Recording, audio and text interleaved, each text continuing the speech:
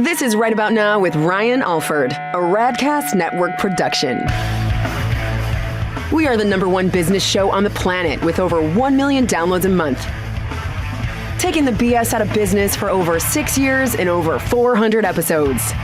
You ready to start snapping necks and cashing checks? Well, it starts right about now. Right about now. What's up, guys? Welcome to Right About Now. It's March Madness week, March 22nd, our weekly business and marketing news. What's up, Chris Hansen? What's up, Mr. Alfred? How are you today? I'm pretty jazzed. It's March Madness week. You know, the boys and I, we have our bonding moments around different things, and basketball watching is one of them. So there's going to be quite a bit of madness at the Alford residence, huddled around the television, watching those last-minute buckets drop. So pretty pumped about that. Is everyone in the household an Auburn fan? Absolutely not. Or Clemson fan, yes. Oh, excuse me. Yes. They both have lakes, and they both are in the southeast, but no, and they're both Tigers.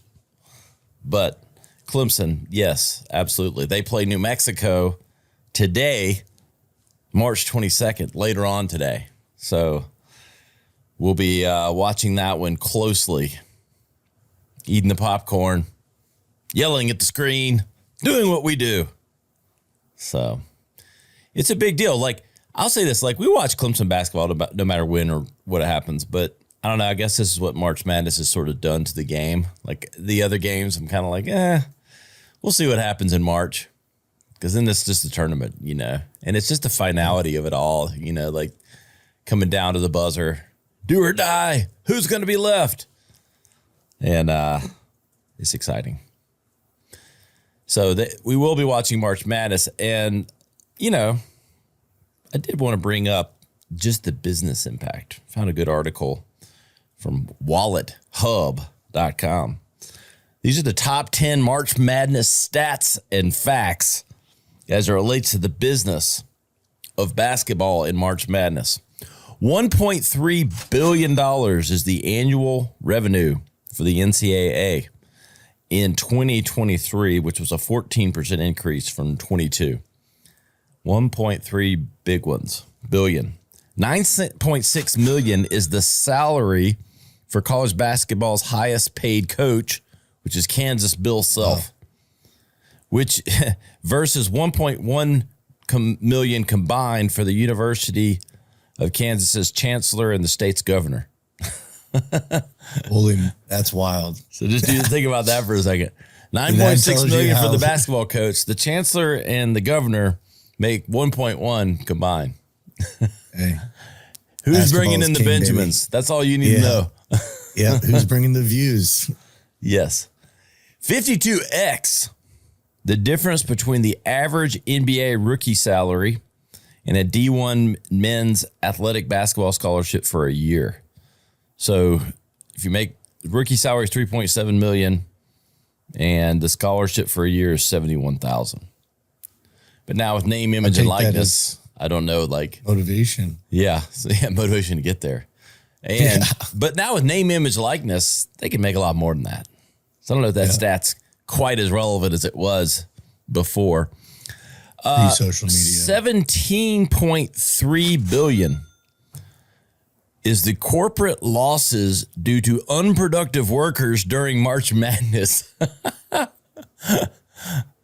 That's the combined inefficiency generated because of the times of the games being all day and people watching them. So they're not working. 17.3 billion is the corporate losses. That's a big number.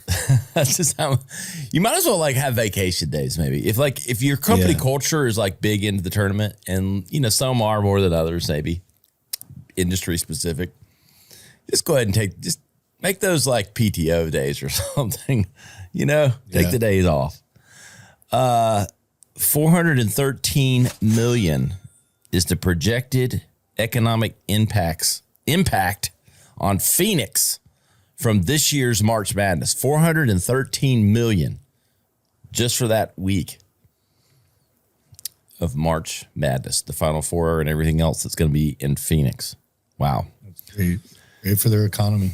$334 million estimated value of the University of Kentucky's basketball program, highest among all schools, generates revenue of $22 million. So the basketball program's worth $334 million alone. That's wild. $171 million NCAA basketball funds 2024 distribution to the D1 schools. Distributed $171 million to the basketball funds for these schools. Zero, the amount of money the NCAA pays the players participating in the tournament.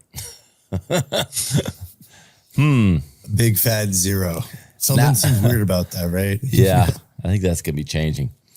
63,400 State Farm Stadium's capacity for the Final Four. So they can seat 63,000 people to watch the Final Four. There's a lot of people watching a basketball game. Smaller court than like a football stadium, you know? So I think I'll watch it on the old big screen. All I think about is leaving a parking lot with 60,000 people. That doesn't sound very appealing. Yes. So there you have some business facts for the March Madness tournament. We know you're out there watching. You were unproductive yesterday. We know you're even more unproductive today. A part of that 17.3 billion lost. And just take the day off, kick the feet up, have a beer, have a bologna sandwich, whatever you do. It's March Madness time. Right about now is here to support your unproductivity, given the March Madness. So, right about now approved. We got some other news of the week. Comes to us from AP News, also known as the news source. AP, the biggest source for all news. Want to fill special stores and restaurants with paid memberships or betting on it. Paid loyalty programs are all the rage in the restaurant and retail worlds, looking for reliable sales in an unpredictable spending environment. More companies have extended their points-based loyalty tiers to making their most dependable customers feel valued for an upfront fee. Customers bombarded with membership offers are promised perks, PP, such as free deliveries and first dibs on new launches, but also in some cases, the right to jump ahead of non-members on reservation lists and in customer service queues. So you're seeing a lot of upticks in this. People want that reoccurring revenue. These memberships, you think of Prime, you think of, we talked about last week, Target Circle 360 that really rolls off the tongue, and others. But they also, the article went on to talk about, it isn't on my show notes, but I did read it, and the increase in private clubs and memberships and those types of things, that's on the rise. So you're seeing that. And not necessarily like just luxury type things, but just private experiences, memberships, all that stuff. And, I do counsel, like, working with businesses. It is a great way, if it makes sense for the business that you offer, that reoccurring revenue is just crucial with, knowing and understanding cash flow and like having sources of repeatable and scalable business. So those membership fees are helpful. And, I do think people want those first-class experiences, and depending on the product or service, want to jump ahead or get first access. So it really just depends on sort of what the offering might be. Are you a big membership club type guy? 50-50. I've joined some clubs. I was part of like a tennis club in Houston for a while. Yeah. You are members of the Shriners, aren't you? I see you riding around those little motorcycles. Yeah, with my tassel on it. Yeah. My knees pointing out. It just Costco count as a membership. Yeah, it does. It totally does. That's like first on the list of these kinds of things, Talk about that, man. Like, it's like, I love Costco, and it's a great experience. But like, talk about the greatest like ploy of all time. We're gonna have you pay a membership to come here and buy a ton of shit that we make a ton of profit on. We're going to call it a club. Sam's Club was like the first. Costco was after Sam's Club, you know? And now when I go to Sam's Club, it kind of feels like the Bobo experience a little bit. Like, it's not quite Costco. I'm just going to call a spade a spade. It's like, it's a little not so great. It's like Walmart and Target. Yeah, that's a good comparison. But Costco's prices are generally about the same or better, or you know, it's like the Sam's Club, you know, and the food at the counter, man. You know, sign me up for that hot dog or that pizza at Costco. I'm not going near that Sam's Club food counter. You know, old Ted who's running that counter looks like he's you know, been rode hard and put up wet. I'm staying away from that guy and whatever he's serving at that Sam's Club counter. It's not good. It's not what Pam at the Costco has going on with that little frosty, little extra chocolate sauce, hot dog. Give me one of those sausage rolls or whatever those things are. I'm in. And all that for like $7. I'm like, man, I might start taking the old Alfred clan three square meals over at the Costco deli. I mean, you know, every time I'm there, I get a hot dog. It's like a ritual. That's a good Frank, you know, like that's, and it's a great deal. It is a great deal. It's like the world's largest hot dog and it's like $1.85 or something, you know, like you can get out of there. I can get out of there feeding the whole family for less than $20. And I feel like it's such a good deal. That's why it's always packed, because people are like, dude, $1.85. You got to do this. They use that to bring in people now. It's purely to get them in and then buy, you know, 17 rolls of toilet paper, 57 bags of trash bags that you didn't really need. You know, like 5 pounds of granola mix. I will convince myself to get that hot dog and a slice of that pizza that I need 452 good bars. You know, like, I mean, honey, you know, we like these. You know, the next 6 years, we'll eat them eventually. Literally. Yeah. Nicole's always like, where are we going to put all this toilet paper? I'm like, you know, we're going to find room. Hey, believe me. I want that hot dog. I'm stocked for a family of 5 and I'm solo in here. So yeah. I literally have a paper towel box I'm looking at with like 24 rolls where it's like, bro. I think they have to lose money on the food because like even the pizza's got like 6 inches of cheese on it. It's like, this is the cheesiest slice of pizza I've ever seen. And it's $1.47 or whatever it is. And like, you know, my son will usually eat like 5 or 6. My oldest son will eat like 5 or 6 pieces of regular pizza.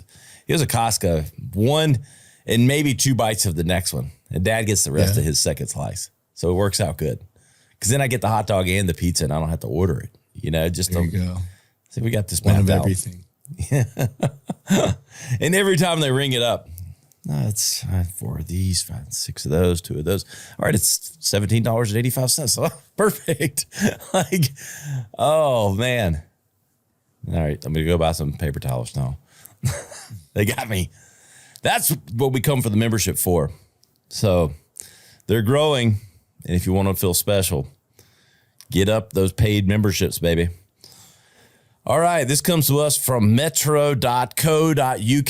Our good friends over there. We love those guys. Over across the pond. Yep. Inside, it says 8 million pounds or whatever, but it's like really like $100 million futuristic city that's being built by Toyota. So we talked about this last week. They should have built these places where you could drive these autonomous cars, but it didn't have, you know, people walking around. Sure enough, the next week, this all works together, Chris, the master plan, these articles. That's why you have to listen every week. So it starts building these storylines.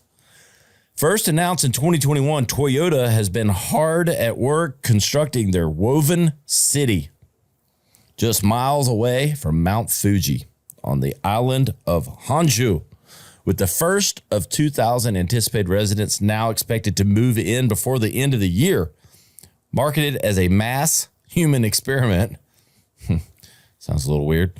Woven City will provide a living laboratory for Toyota to test prototypes of their renewable and energy efficient self-driving vehicles dubbed e-pallets. I think that's what that says. Pallets, e-pallets. Yeah, there you go. If you want to be a crash test dummy, sign up to go to Mount Fuji and get in there. I'd like to know what the benefits are besides this experiment. Well, there's going to be all these sensors. Like, they're tracking everything. This is like a total futuristic, like, area data. Everything's being collected. Like, I think everything on steroids, you know, with sensors and automation, all this stuff. Same thing, like, you know, you walk into the stores, like you order something just by like looking at it or something. Oh, I didn't look at those chips. I swear I didn't. You're thinking about it. They knew it. They got that brain link chip in there and they're like, shit, I was daydreaming about those chips. They just charged me. I guess I got to take them home now. You know, that's what we're coming to. Your Neuralink. I know. Just thinking about drinking that soda. It's like, damn, I really wanted that Cheerwine. They got me. Cheerwine is so good. Yeah. Now I need my car to come over here. You just think it, the car shows up. Hope that it doesn't hit you on there testing those sensors. Yeah, you're on the sidewalk. What could go wrong? You're on the sidewalk. Like, oh, we got to send it back for the sensors. Oh, just broke that guy's leg. Well, that's part of the test, buddy. You're in the 2000. You're in the trust tree here. Yeah, it's just part of the experience. All expenses paid, all injuries not cried about. That's how it goes. Healthcare. That's how it goes here in Woven City. Toyota leading it. Hey, I could live at Mount Fuji for a little bit, hang out there. So we're gonna see. Time to go check it out. Exactly. Richard Branson's probably going to be there. You know, definitely. Elon hanging out. Yeah, hanging out, putting chips in people's head. Yeah. So this is interesting. I think Apple's had, you know, between the car failing and this article, innovation is slowing at the Big Apple. It's. I'd be a little concerned if I was old Tim Cook. You might need to get in the kitchen because it ain't good. This comes to us from Retail Dive, retaildive.com. They're kissing cousins with our friends at Marketing Dive. Apple is discussing a potential deal to integrate Google's artificial intelligence platform, Gemini. I'm glad Gemini. American Gladiator is all I think about when I hear that. Yeah. Artificial platform, Gemini, into the iPhone. Bloomberg reported Monday in what could be a major deal between the rival tech giants and impact the wider AI industry. Apple will release iOS 18, the latest version of its mobile operating system, later this year, and it's expected to integrate several AI features, including a more powerful version of the digital assistant, Siri. So, again, expanding upon this, essentially, everything Apple's been doing behind the scenes in AI is inferior and behind, like Google and a lot of these other players. And so they're sort of putting it to the side and they're going to integrate Gemini into their platform. And, you know, it's interesting on a couple of levels. You know, Apple and Google didn't always get along. Apple fought forever. You used to couldn't get a Google browser on the Apple. You had to deal with Safari. You know, dealing with, you couldn't even get to like the basics. But then they finally worked that out and Apple realized that was not going to fly with users. So they moved that hurdle. But there's always a little bit of this give and take between the companies. And now that they're going to integrate this in, which is good, if it's a better experience, it's better for consumers. That's all that matters at the end of the day. But this is more like, Apple gave up on the car. Now you're putting in Google's AI instead of your own. And what the hell's going on over there? You know, like I'm all about the. What are you guys doing? Yeah, the Vision Pro. They're sitting on more cash than any company in the world. It's like, can they not hire little better developers or something? I don't know. I mean, you're Apple. I imagine you could get pick of the litter of the best people on the planet if you really wanted to. Yeah. But it's kind of like the phone, man. It's like, come on, when are we going to innovate? What's different here? And it's interesting. You've been saying this, but even last night at the gym, I'm sitting in the sauna. I hear three guys. They were talking the same thing. One of them said he returned his Vision Pro, and they said the exact same thing. They're not innovating. That the tech in the Vision Pro has a lot of promise, right? But the actual, which we've talked about, the actual usability of it and integration, is just isn't there yet. So it's people are noticing Apple, and it's gonna be, and it starts to erode like at brand trust and stuff like this. So like that's the slippery slope here. You know, like they've kind of been the gold standard in technology. Especially when you're charging the prices you're charging. Yeah. Right? I mean, and you know, maybe it's all going to be software innovation. That's just kind of what this is, like with AI and stuff. Like that's great, and maybe it'll just be millions times better. I mean, Siri's not that smart anyway. You know, it's kind of dumb. You can't even, you know, like, okay, great, set the alarm. That's wonderful. Right. But if I try to tell her like contextually anything, like send a text message to Nicole tomorrow at 9 a.m. and remind her of something, that doesn't fucking work. You can't schedule text messages. It's fucking 2024.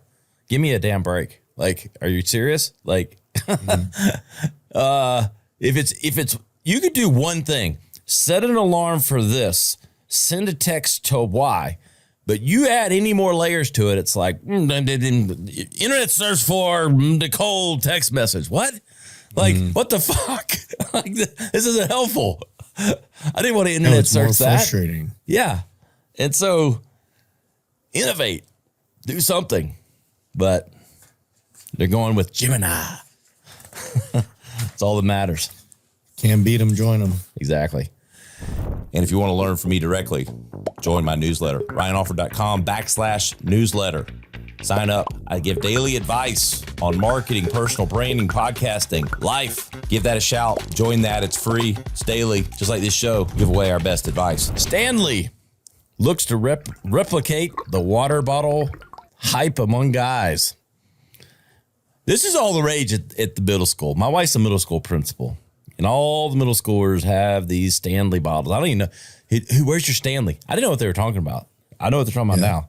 Stanley has spent the past few years turning a vacuum-insulated 40-ounce water bottle into one of the most desired women's wear accessories on the planet. That was really difficult to get out. Now it is widening its focus to include the customer it was first designed for more than 110 years ago. Men. The company, which is owned by Chicago-based HIVI, next year plans to release new products geared towards guys beyond its current male audience of outdoor enthusiasts. The old Stanley bottle. Are you familiar with this old fad, this trend? Oh, yeah. I mean, I've seen it at the gym. I tell these videos, all these college girls doing like choreographed dances with them and stuff. What I don't understand is, what the hell happened? Why didn't Yeti just put a damn handle on theirs? Same thing. How did they let this market get out? They owned it. Like, everybody had to have a Yeti. And then, but just put a handle on it. They made those slip-on handles, but that's not the same. To be honest, no. So to even let anyone else in this game was a mistake by them. And all they need to do is, so Stanley comes in. Old Stanley, you can't trust him. He gets in the old hen house. Snuck in. He just snuck in.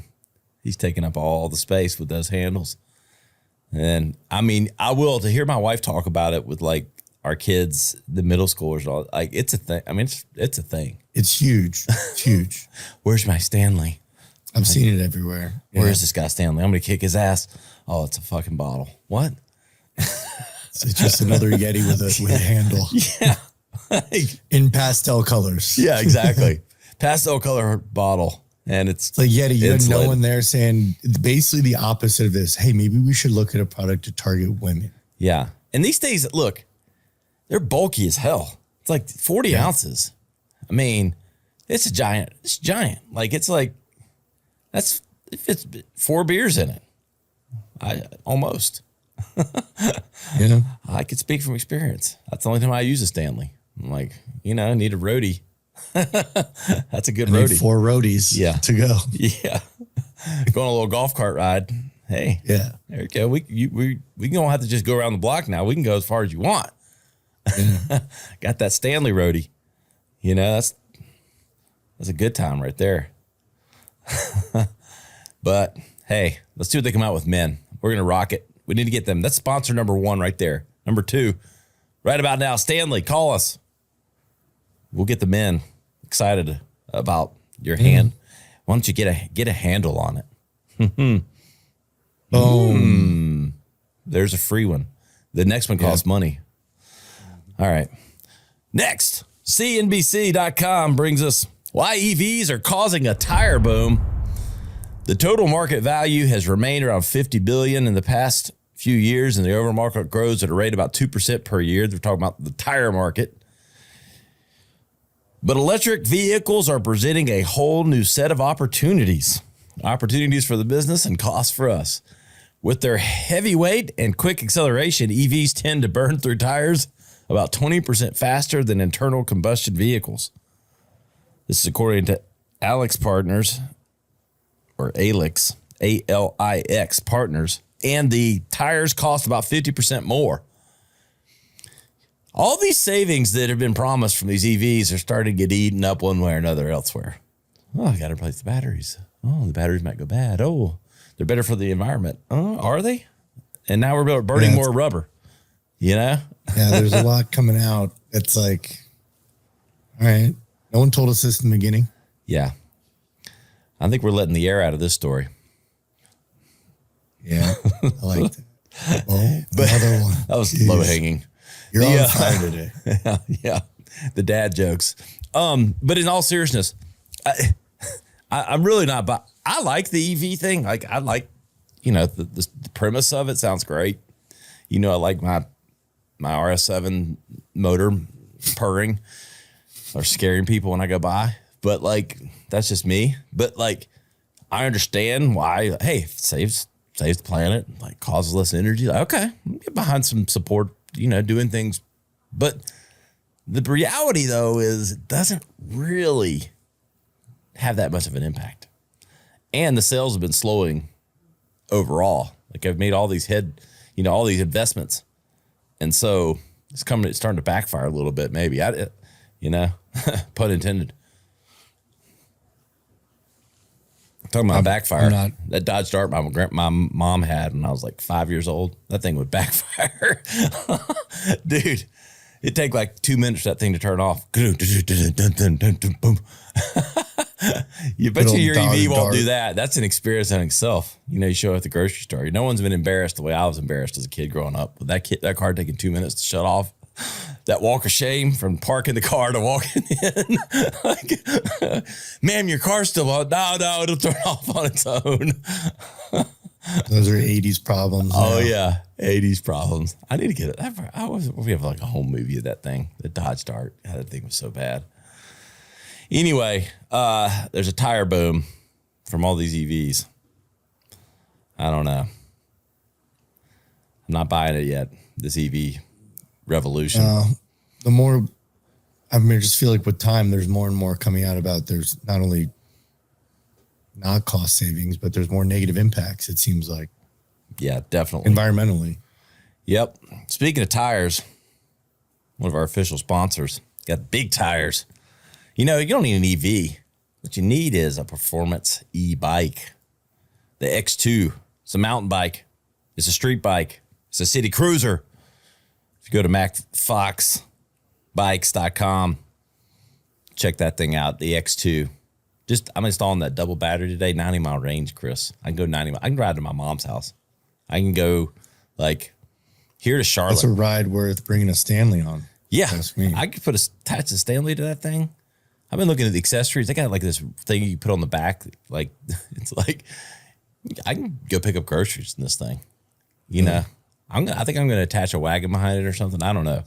But send me pics when you do. Yes. The X2, get $150 off. $150 off. And let me tell you, it makes it cheaper than most mountain bikes. Ryan offered $150. RYANALFORD, $150. It gets you $150 off the X2. And Ryan offered $100, which is the X1. It's a little smaller bike, a little less girth, and a little maybe for smaller kids and or maybe as more of a street bike. That X2 is just a beast. It goes about 28 miles per hour. I was going 28 and a 15 and didn't even think about it, Chris. Just feeling free. Feeling free. Wind flowing through the hair, just living the dream, bro. Yeah. Get the double battery. I'm telling you, that's the way to go. It's got a long, comfortable seat. This thing is a true hybrid bike. It's like, kind of looks like a mountain bike, kind of looks like a cruiser, and it rides like a scooter, and you feel like the wind. Go to macfoxbikes.com. Use that code. I'm telling you, I am not the bike guy, but I find myself being like, there's a magnet in the garage. It's like pulling me. I want to just take the bike out because, you know, I am kind of like one of those guys that I like working out and getting sweaty. If I'm working in the yard, I'm going to the gym, I like to sweat. But if I'm not doing one of those like tasks, I don't like to be like sweaty and stinky. So, but to be able to hop on the bike and the convenience of that and the quickness of that, to be able to do that really quickly, to hop over to the gas station, kids needed some chips for a sandwich, or get to work, like scoot on over there, not deal with traffic as much, and using the electric and not smelling, you know, like stinking it up because you're sweating your balls off. You know, it's like, and look, we're in South Carolina. It's about to get hot. I'm going to be fake pedaling that thing all over town. I'll do a couple pedal, you know, on one gear. Like it looks, I'm really working this thing. And really there's no exertion whatsoever. And so again, I exercise. I want to get my exercise. But when you're commuting, you don't necessarily want to get stinky. This is the no stink machine right here, baby. The X2 from Mac Fox. Take it off-road, on-road. Great sponsor of Right About Now and Ryan Alford. Ryan Alford 150. Telling you, I only talk about shit that I like. It's like a magnet pulling me in. I just want to ride it. I put Nash on that thing this weekend. We rode around the driveway in the yard. He's riding with me. I don't know what it is. It's fun. Give them a shout out. You'll thank me for it. Finally today, this one's fun. This relates to you, Chris. This one's just for you. This comes from our good friends at CNN. Oh, God. your buddies at CNN. Oh, Dom Lemon. He's still over there. Him and Cuomo. Yeah. Neither one of them's there, but I know. Is anyone more punchable than those guys?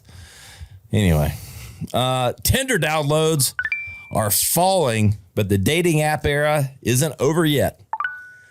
As many as 46% of online daters say they've used Tinder, according to a 2023 Pew Research Center report. But annual downloads are down more than a third from the app's 2014 peak.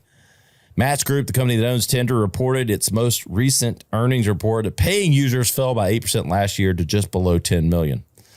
So what they're saying is the apps, the peak has gone down, but the reality is dating apps as a whole, I think you've seen this spread because there's just more varieties, more options with the apps themselves. Tinder's, you know, not so tender anymore, I guess. Not so hot. Do you use Tinder? I've used it before. I'm definitely not. I think there's better. You more of a grinder guy now? Definitely not a grinder guy. That is one that has never been on my phone. But I mean, dude, yeah, 2014 was kind of a hot new thing. The world was much different. If anything, I think people are trying to move back towards just meeting people. Are you on eHarmony? No. Is that for old people? Is that still going on? I don't know.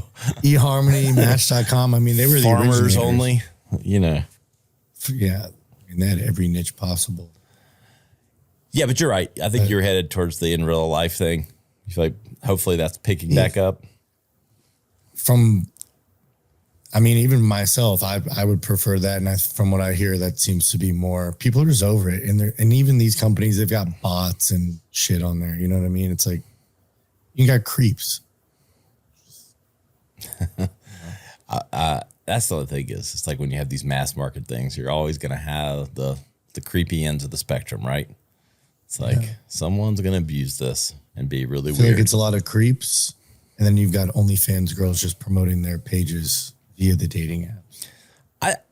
I think it's a great way to augment, like, I'm happily married. So, like, but just thinking about it, like, functionally, it's a great way to, I don't know, if you can use it to filter and use it to hopefully get down to, like, a worthwhile relationship, or at least the dates that are seemingly building towards something. Yeah.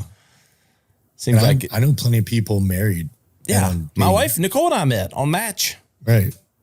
I was shopping from New York back here in G Vegas.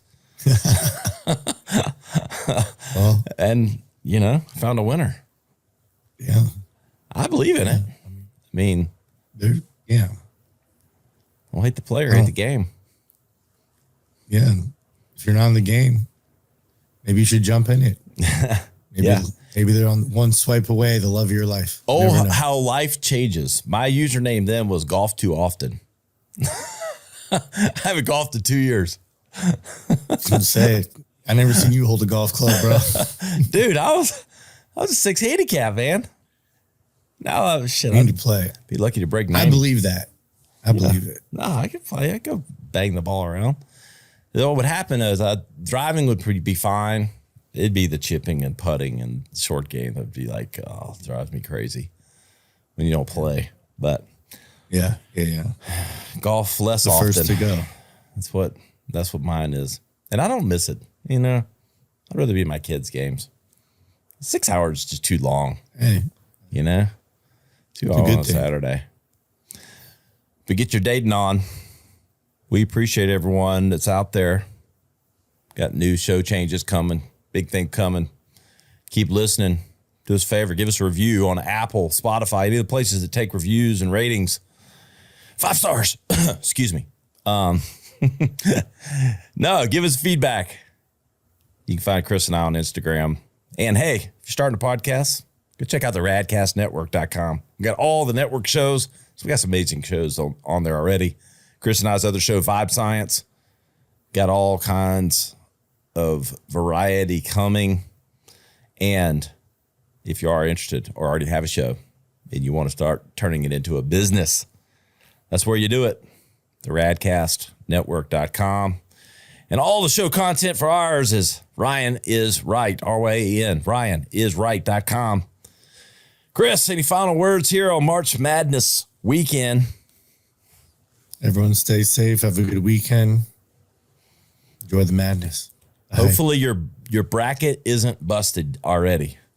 Hopefully that national title pick didn't get beat in the first round by Loyola Marymount Sisters of the Rosemary or whatever. Those are that random team that got in. For whatever reason they knocked off the one. If North Carolina already got beat by whoever they're playing, we don't have any of the results yet. But hopefully your bracket is intact. Keep it together. We appreciate you for making us number one. We'll see you next time on Right About Now.